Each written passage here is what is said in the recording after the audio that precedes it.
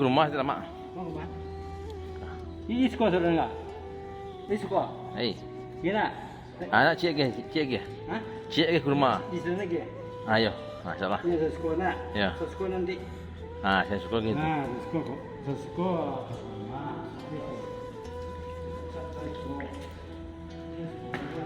Amir sedang kemana?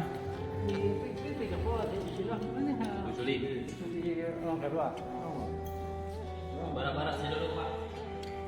Hah? Bara sendok Pak. Dua. 2 sendok. Dua sendok mak. Jangan dulu Pak. Astagfirullahaladzim.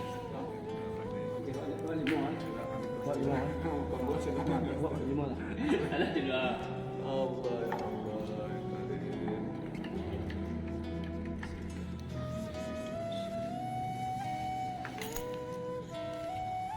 Sari kurma sari. San, ada tak yang mau dikatakan atau yang mau diucapkan untuk Abdullah? Kau akan dikirim ke Abdullah. Dunia sementara, akhirat selama-lamanya. Insyaallah 4 bulan. Masyaallah.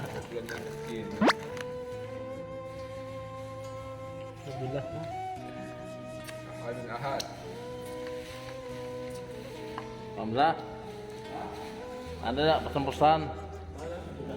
Pesan-pesan atau pesan-pesan atau kata-kata yang mau diucapkan untuk saudara Abdullah. Masya Allah. Masya Allah. Masya Allah. Abdullahnya minta kirim video. Kirim tahu? Yo kiriman Tahu ya keluar. baik. Mana? Alhamdulillah.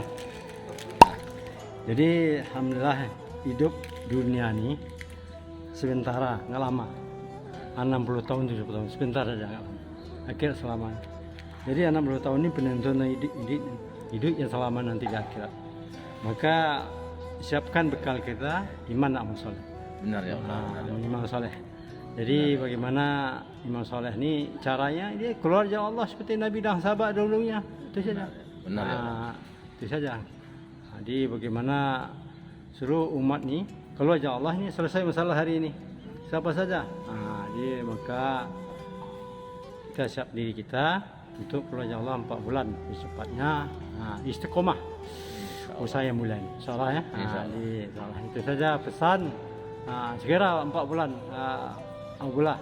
Dapat sebelum 4 bulan ini siapkan 3 hari masyarakat lu biar kuat nanti untuk ditinggalkan.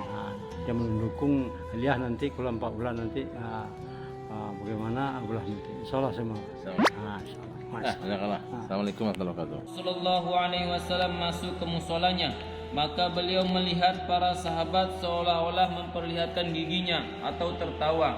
Beliau bersabda, sungguh seandainya kalian sering ingat kepada perkara yang memutuskan semua kelezatan, pasti kalian dibuatnya sibuk, tidak lagi sempat melakukan seperti yang aku lihat ini. Perkara itu adalah maut. Maka sering-seringlah ingat kepada perkara yang memutuskan semua kelezatan, yaitu maut. Sesungguhnya setiap kali satu hari datang menjelang kubur pasti berkata, aku adalah rumah pengasingan, aku adalah rumah penyendirian, aku adalah rumah dari tanah, dan aku adalah rumah belatung. Maka jika seorang hamba mukmin telah dikubur, kubur akan berkata kepadanya, selamat datang. Sungguh di antara orang yang berjalan di atas permukaanku, engkaulah yang paling aku sukai. Hari ini engkau telah diserahkan kepadaku dan engkau telah datang kepadaku, maka engkau akan melihat apa yang aku perbuat kepadamu. Kemudian beliau sallallahu alaihi wasallam melanjutkan, lalu kubur meluas baginya sejauh mata memandang dan dibukakan untuknya satu pintu menuju surga. Dan bila seorang pendosa atau kafir dikuburkan, maka kubur akan berkata kepadanya, tidak ada ucapan selamat datang untukmu. Sungguh orang yang berjalan di atas permukaanku, kamulah yang paling aku benci. Hari ini engkau telah diserahkan kepadaku dan kamu telah datang kepadaku, maka kamu akan melihat apa yang aku berbuat terhadapmu. Beliau melanjutkan, maka kubur pun merapat hingga menghimpitnya dan tulang rusuknya saling bersilangan. Rasulullah SAW membuat isyarat dengan jari-jarinya. beliau memasukkan jari-jarinya ke sela-sela jari-jari yang lain.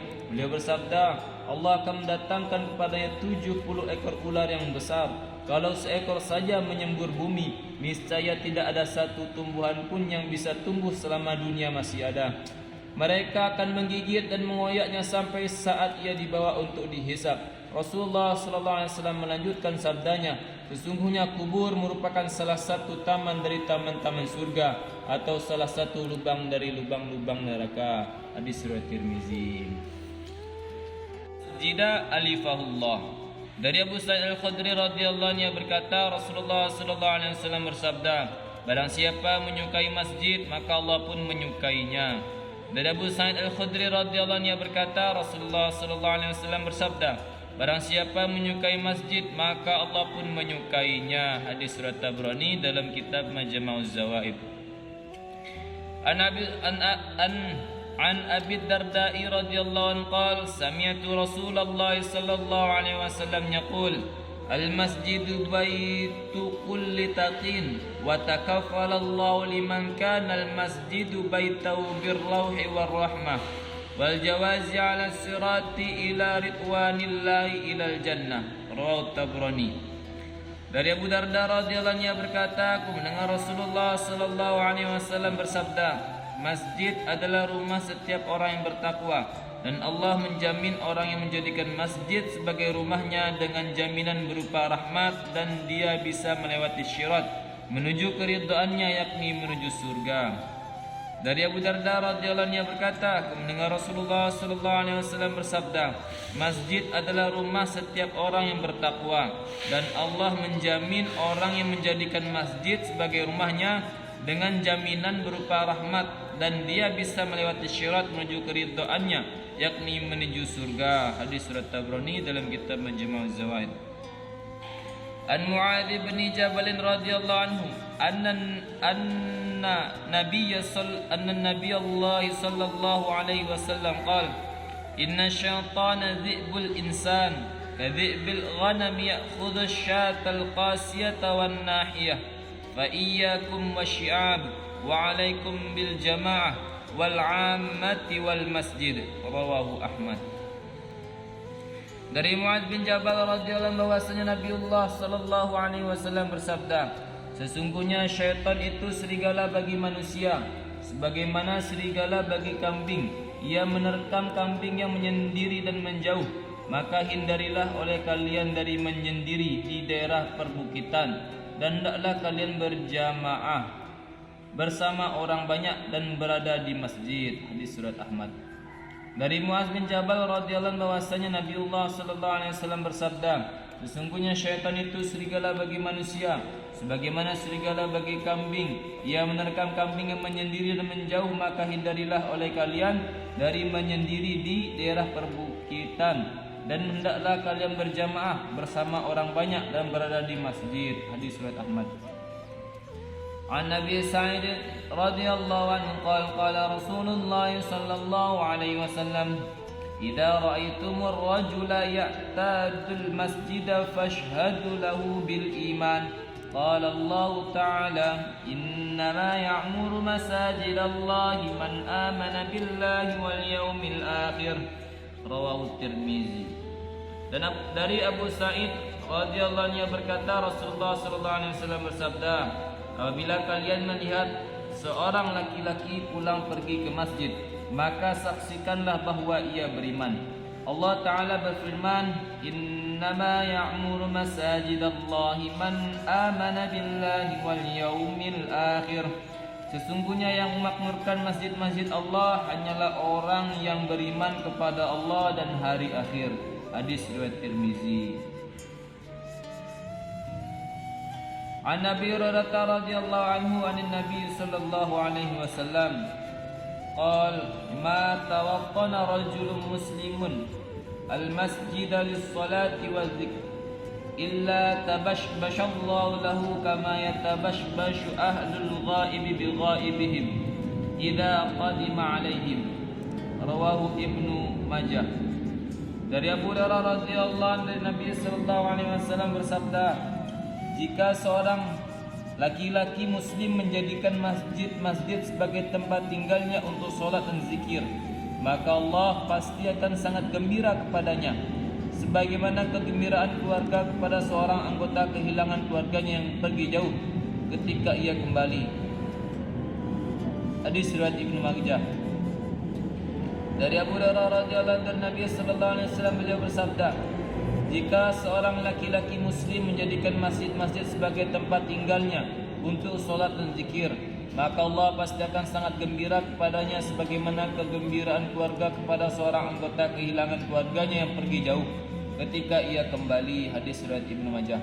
Keterangan, jika seorang laki-laki muslim menjadikan masjid-masjid sebagai tempat tinggalnya, yakni dengan sering berada di masjid, bukan berarti menempati suatu tempat tertentu di dalam masjid, karena hal ini dilarang dalam hadis yang lain dalam kitab Injahul Hajah.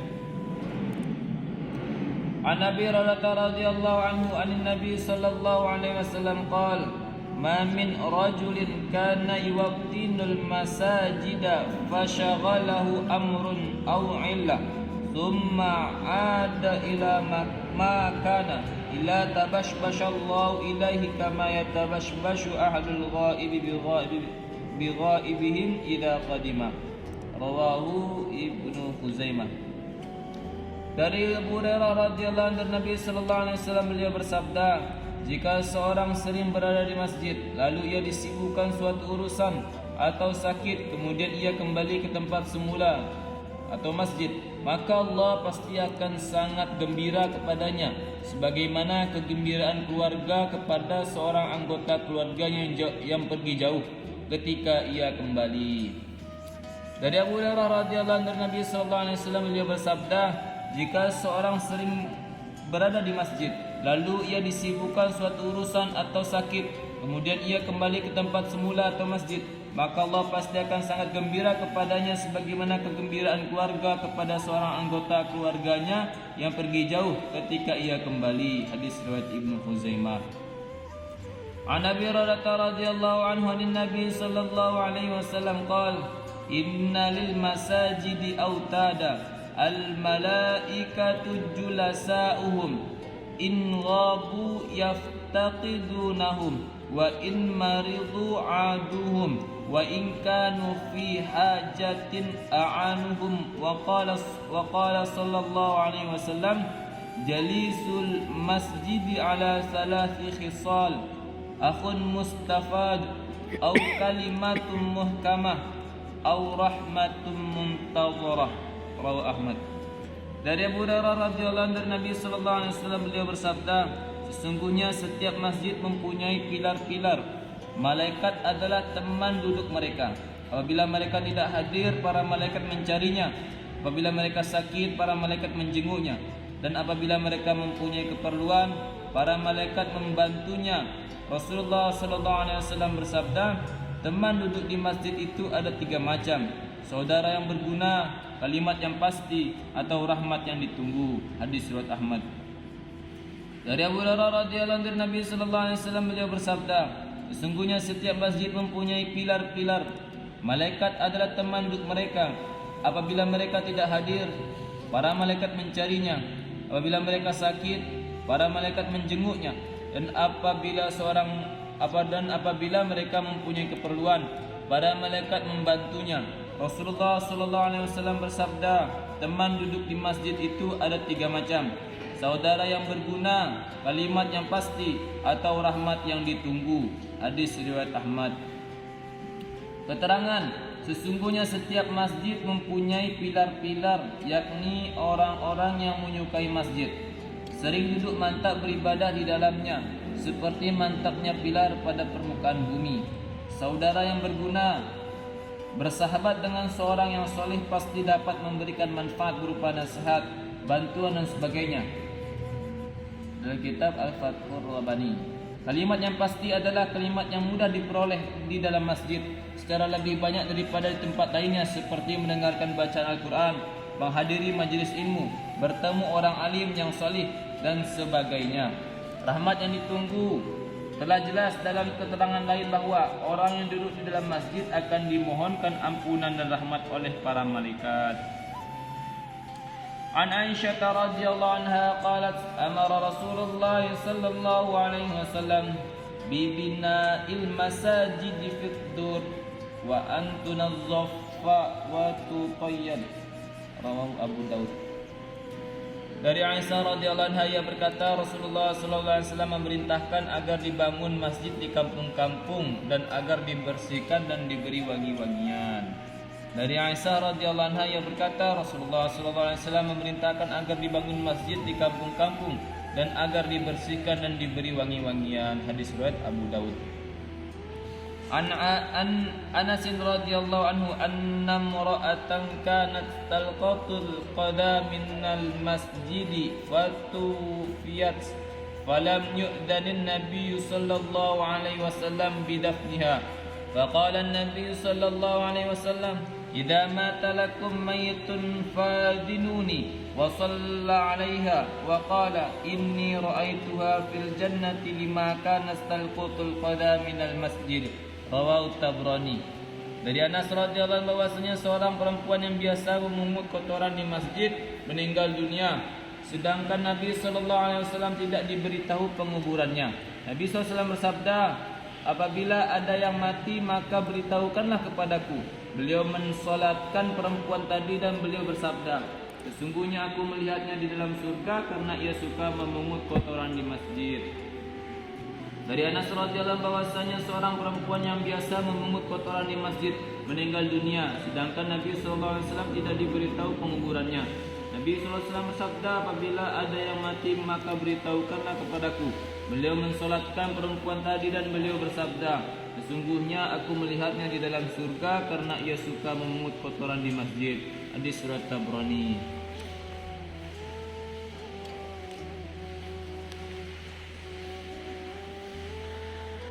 Hai Abdul Muzzir, tahukah kamu ayat mana dari kitabullah yang kamu hafal yang paling agung? Aku menjawab, Allah dan Rasulnya lebih tahu. Beliau bersabda, hai Abu Muzzir, tahukah kamu ayat mana dari kitabullah yang kamu hafal yang paling agung? Aku menjawab, Allahu la ilaha illa huwal hayyul qayyum. Maka beliau menepuk dadaku dan bersabda, demi Allah, semoga ilmu mudah datang kepadamu, wahai Abu Muzzir. Hadis riwayat Muslim. Dalam riwayat lain, demi zat yang jiwaku ada di tangannya, sesungguhnya ia mempunyai lidah dan dua bibir yang selalu memahasucikan Allah di sisi kaki arsy. Dari Abu Hurairah radhiyallahu anhu ia berkata, Rasulullah sallallahu alaihi wasallam bersabda, segala sesuatu itu ada puncaknya. Sedangkan puncak Al-Quran adalah surat Al-Baqarah. Di dalamnya ada satu ayat yang menjadi penghulu dari ayat-ayat Al-Quran, yaitu ayat kursi.